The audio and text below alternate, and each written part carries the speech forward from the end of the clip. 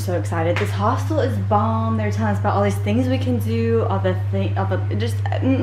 so excited. Alyssa and I were talking about this because isn't this a place of my people? Yes. Alyssa has spent years. She's born to visit this place. I'm here in my country and I'm about to live it up. But me and Alyssa are about to go out on the streets, explore a little bit before it's time to go. And also, if you are sick of seeing this sweater in my vlog, so am I. So am I. But I was expecting a lot warmer weather. Menus on the outside. Please look at this. Do you see that? We're here, our first night in Spain. Like we're on a romantic date. French pastries in Spain is the way to end a night. Good night. Buenas noches.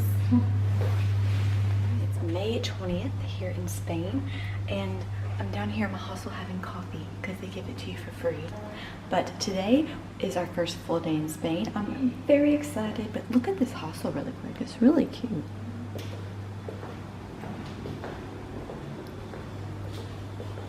Kitchen.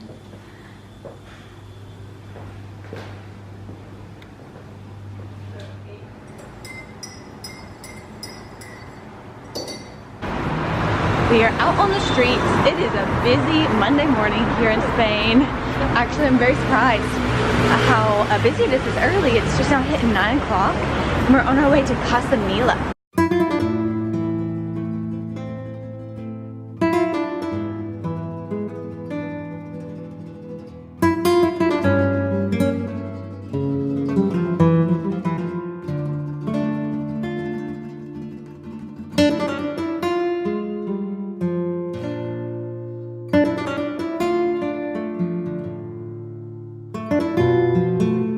Here it is.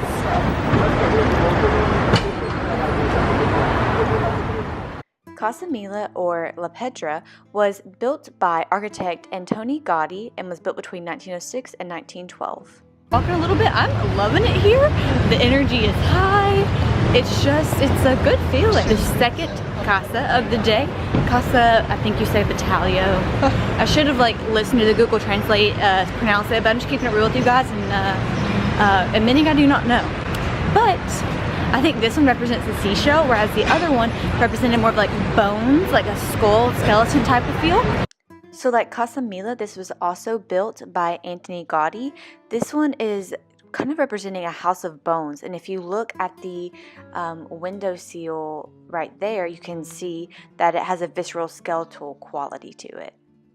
We are at the Arc de Triomphe in Barcelona.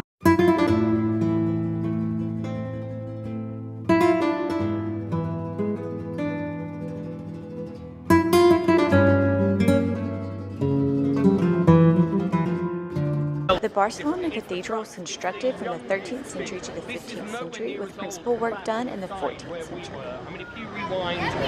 Oh, when you want about 12...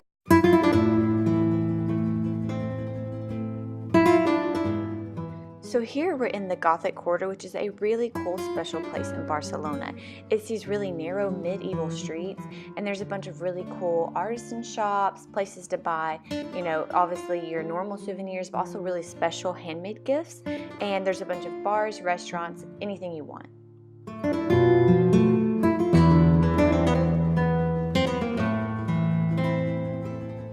What that was a monument dedicated to the people who passed away trying to do the Spanish human towers, where a bunch of men kind of stack themselves upon each other, and then a child goes up to the top and holds up 4 fingers to represent the Catalina flag. They do this and it actually caused some fatalities, so they built that monument to represent that. Liv little bit of reference, we are walking through the Gothic Quarter right now.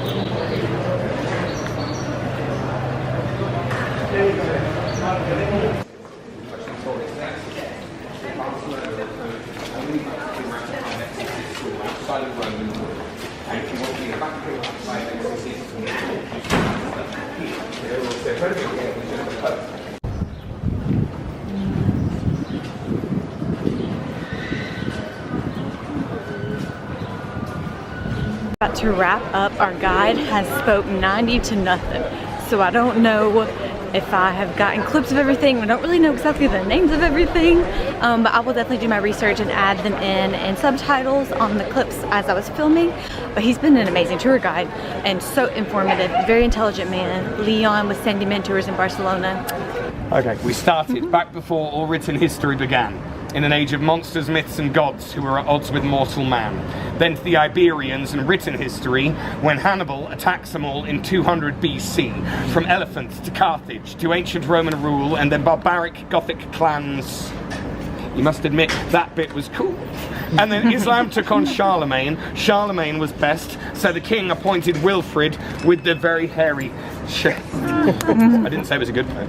Glory days of Aragon, that's a string of mini wars. Build an empire while Castile are fighting off the Moors. Their luck was not to last. The bloodline died shortly after, when King Martin heard my joke about the egg and died from laughter. Enough. It's funny. Strings of bad decisions. You leave the place in disrepair. You then tell Christopher Columbus to go find your cash elsewhere. So a crumbling economy among their growing fears. Then the whole of Europe goes to war for 30 years. They sided with the French. Foolish move, it's fair to say. To the shock and horror of everyone, the French just ran away. And after 30 years of death, defeat, repression and suppression, there's no time to catch your breath before the War of Royal Succession. And they should have backed the Bourbon King of France. They wouldn't budge. You might say understandably, they still held quite a grudge. Surprise, surprise, went and chose the wrong side yet again. 1714, abandoned by their friends. The British bravely took Gibraltar. The Austrians went home. Catalonia did not falter. They just fought and fell alone. But we're nearly there. They had a lot of patience. Then you've got to wait 100 years for the Renaissance, and in 1888 they held the Expo, built La Rambla and the Park of the Ciutadella, and the statue of Columbus, who's quite a famous fella. It gets worse from here. Last bit. All of that was soon to be forgotten in the cruel and crushing face of fascist forces and Francisco Franco's rule. And I'm sad to say for 39 long years he stayed alive until November 20th, 1975. 17 years later is Barca's brand new world debut, and that's the 25th Olympic Games. That's 1992. So who'd have thunk that 26 years later we'd be buddies? You'd come on the tour and hear my stories and then give me all your money. You'd immortalize your memories of this day with 5-star reviews on google.com or co.uk. It's fucking shameless. What's it all about? Right, one message I should mention. You need a theme for Barcelona. For what it's worth, it's reinvention. Like every age, every invasion, every destruction and decimation, they reinvent it. You're just standing in today's reincarnation. Because it's not simply a city. As you can see, it is so much more. I've been Leon, and you've been awesome, and I hope you liked the tour.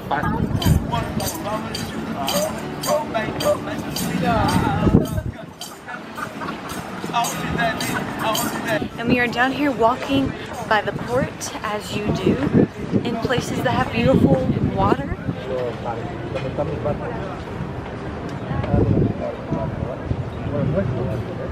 To the beach.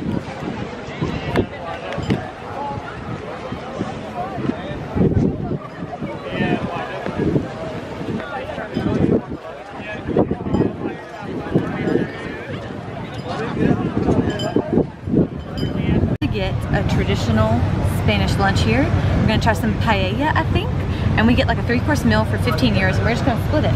So here's the menu,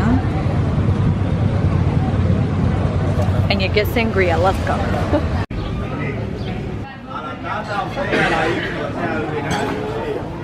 Our sangrias have arrived. Oh my gosh. Isn't that good? I'm feeling so happy with it. Is it good? Kind of tastes like tomato soup. Little flip snap. Okay, I'm gonna try this gazpacho. It's just like vegetable soup basically, is when we Googled it at least. And it's cold. Cold vegetable soup. Oh, okay. And I taste peppers and that's good. Spain, love it. Pouring a little olive oil, a little vinegar.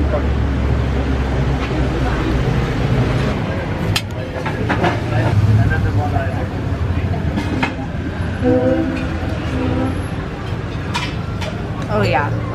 All right.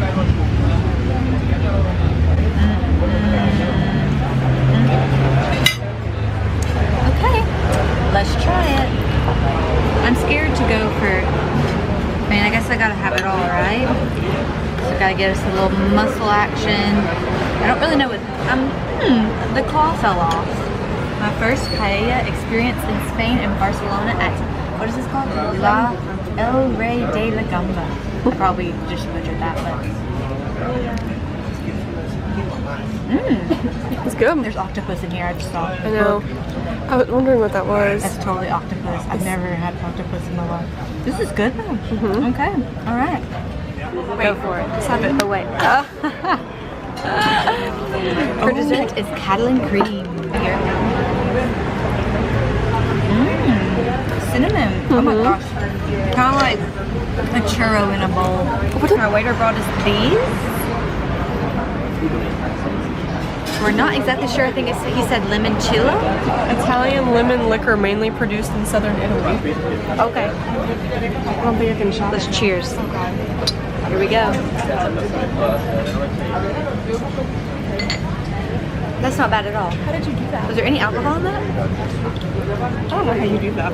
We are waiting at the bus stop to ride the bus to Park Guell. We are currently down here by the beach, so we have to ride like 40 minutes to get to the park. Woohoo.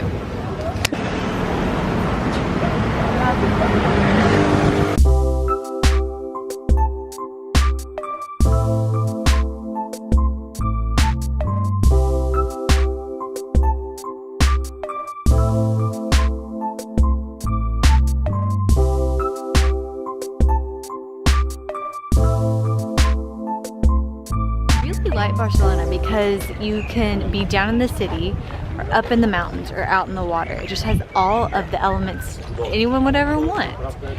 So yeah, I'm gonna live here soon. Probably I'm gonna say in like under 2 years I'm gonna move here. I like it a lot. See, look, mountain, city, water.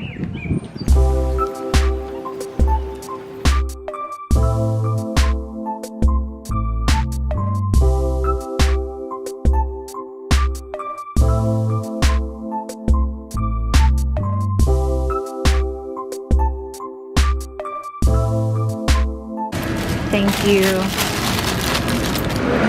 Got a pastry. I'm really not expecting it to be this beautiful. Like, this is blowing me away. It's insane. It literally looks. Sagrada Familia was again constructed by Antoni Gaudí. It is unfinished, but it began in 1882. It has been interrupted by several things such as the Spanish Civil War, but it is a beautiful Roman Catholic church.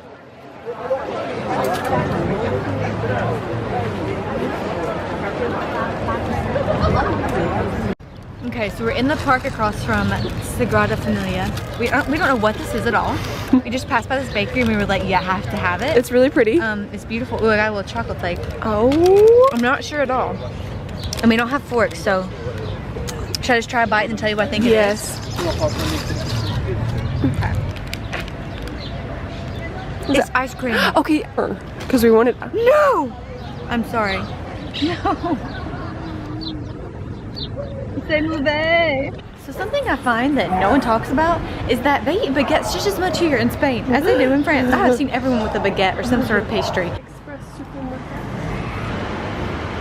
I'm going to end the vlog here and I'll see you tomorrow for our second day in Barcelona.